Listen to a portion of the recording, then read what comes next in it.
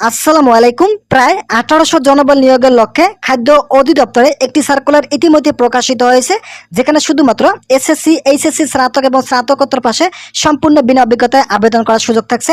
বিস্তারিত আলোচনা করার পূর্বে এখন পর্যন্ত যারা আমাদের এই চ্যানেলের নতুন সদস্য আছেন তারা অবশ্যই চ্যানেলটি সাবস্ক্রাইব করে পাশে থাকা বেল আইকনটি অল করে দিন। খাদ্য অধিদপ্তরে প্রথম যে পদটি রয়েছে পদের নাম উপখাদ্য পরিদর্শক। 13তম গ্রেডে জনবল নিয়োগ প্রদান করা হবে। বয়সের ক্ষেত্রে সর্বনিম্ন 18 এবং সর্বোচ্চ 32 বছরের মধ্যে থাকতে হবে। এই সার্কুলারে যতগুলো পদ দেখতে পাচ্ছেন প্রতিটি পদের ক্ষেত্রে সর্বনিম্ন 18 বয়স এবং সর্বোচ্চ 32 বছর থাকলে আবেদন করতে পারবেন।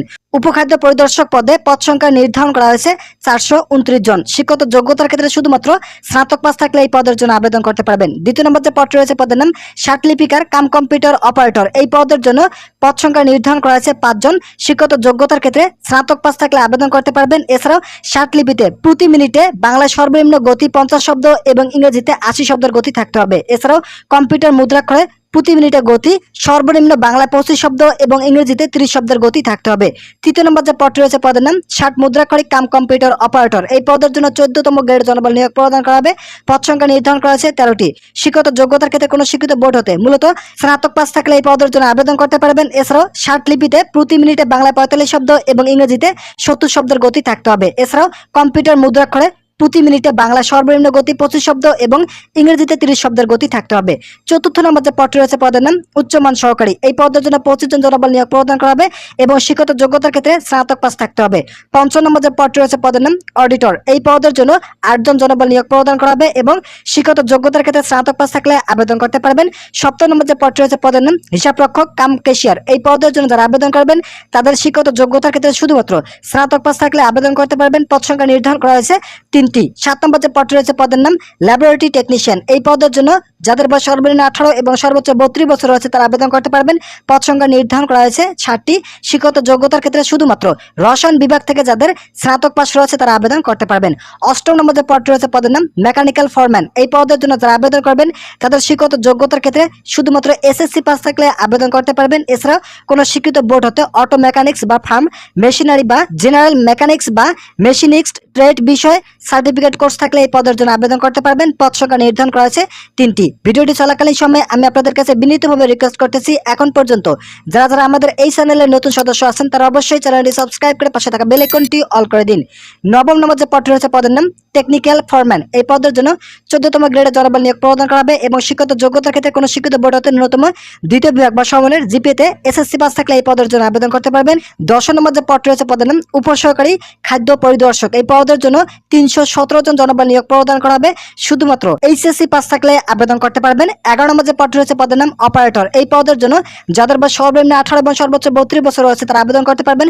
15তম গ্রেডে জনবল নিয়োগ প্রদান করা হবে। পদ সংখ্যা নির্ধারণ করা হয়েছে 18টি। শিক্ষত যোগ্যতার ক্ষেত্রে শুধুমাত্র স্নাতক পাস থাকলে আবেদন করতে পারবেন। এছাড়াও ইলেকট্রিক্যাল অথবা মেকানিক্যাল যন্ত্রপাতি চালানোর বাস্তব অভিজ্ঞতা সম্পন্ন হতে হবে। 12 নম্বর যে পদটি রয়েছে পদের নাম সহকারী ফরম্যান। এই পদের জন্য যাদের বয়স সর্বনিম্ন 18 এবং সর্বোচ্চ 32 বছর রয়েছে তারা এই পদের জন্য আবেদন করতে পারবেন। পদ সংখ্যা নির্ধারণ করা হয়েছে 4টি। শিক্ষত যোগ্যতার ক্ষেত্রে শুধুমাত্র এসএসসি পাস থাকলে আবেদন করতে পারবেন। এছাড়াও কোনো শিক্ষিত প্রতিষ্ঠান হতে অটো মেকানিক্স বা ফার্ম মেশিনারি বা জেনারেল মেকানিক্স মেশিনিস্ট বা ওয়েল্ডিং বা ডিজেল মেকানিক্স বিষয় ট্রেড সার্টিফিকেট পাস থাকলে এই পদের জন্য আবেদন করতে পারবেন। 13 নম্বর যে পদটি রয়েছে পদের নাম মিল রাইট। এই পদের জন্য 5 জন জনবল নিয়োগ প্রদান করা হবে। শুধুমাত্র এসএসসি পাস থাকলে আবেদন করতে পারবেন। এছাড়াও 3 বছর কাজের বাস্তব অভিজ্ঞতা থাকতে হবে। 14 নম্বর যে পদটি রয়েছে পদের নাম ইলেকট্রিশিয়ান। এই পদের জন্য 11 জন জনবল নিয়োগ প্রদান করা হবে এবং শিক্ষত যোগ্যতার ক্ষেত্রে এসএসসি পাস থাকলে আবেদন করতে পারবেন এবং সাধারণ বা বিশেষায়িত বৈদ্যুতিক কাজে 2 বছর কাজের বাস্তব অভিজ্ঞতা থাকতে হবে। 15 নম্বর যে পদটি রয়েছে পদের নাম ড্রাইভার। এই পদের জন্য 50 জন জনবল নিয়োগ প্রদান করা হবে এবং জেসি পাস থাকলে এই পদের জন্য আবেদন করতে পারবেন সম্পূর্ণ বিনা অভিজ্ঞতা। তবে বাংলাদেশ রোড ট্রান্সফার অথরিটি মূলত বিআরটি কর্তৃক ইস্যুকৃত বৈধ ড্রাইভিং লাইসেন্স থাকলে এই পদের জন্য আবেদন করতে পারবেন।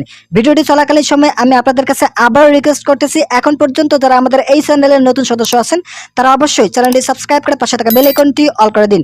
16 নম্বর যে পদটি রয়েছে পদের নাম অফিস সহকারী কাম কম্পিউটার মুদ্রাক্ষরিক। এই পদের জন্য 16তম গ্রেডে জনবল নিয়োগ প্রদান করা হবে। এই পদের জন্য যাদের বয়স সর্বনিম্ন 18 এবং সর্বোচ্চ 32 বছর রয়েছে তারা আবেদন করতে পারবেন। পদ সংখ্যা নির্ধারণ করা হয়েছে 436 জন। শিক্ষত যোগ্যতার ক্ষেত্রে শুধুমাত্র এইচএসসি পাস থাকলে এই পদের জন্য আবেদন করতে পারবেন। কম্পিউটার মুদ্রাক্ষরের পরীক্ষায় প্রতি মিনিটে বাংলা সর্বনিম্ন 20 শব্দ এবং ইংরেজিতে 20 শব্দের গতি থাকতে হবে।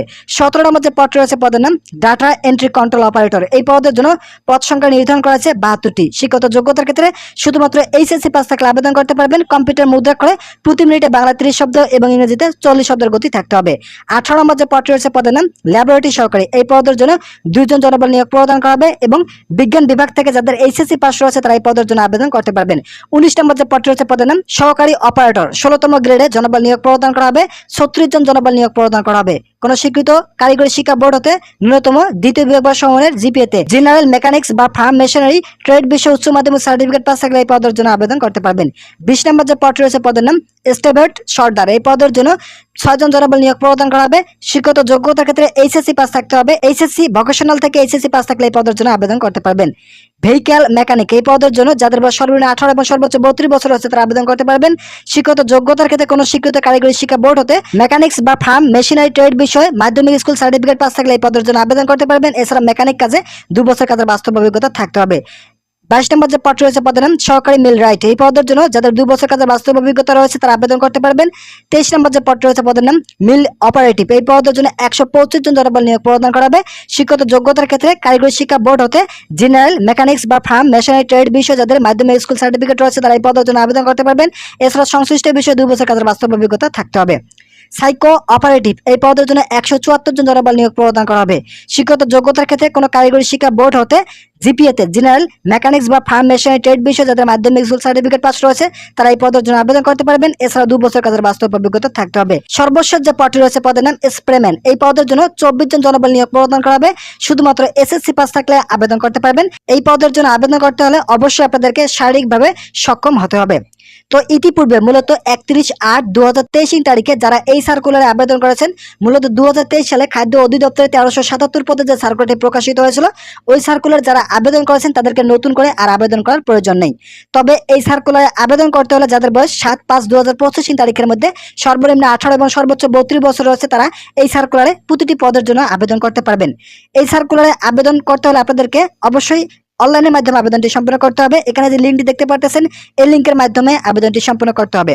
আবেদন শুরু হয়েছে গত 8/4/2025 তারিখ সকাল 10 ঘটিকায়। মূলত গতকাল থেকে এই সার্কুলারে আবেদন শুরু হয়েছে।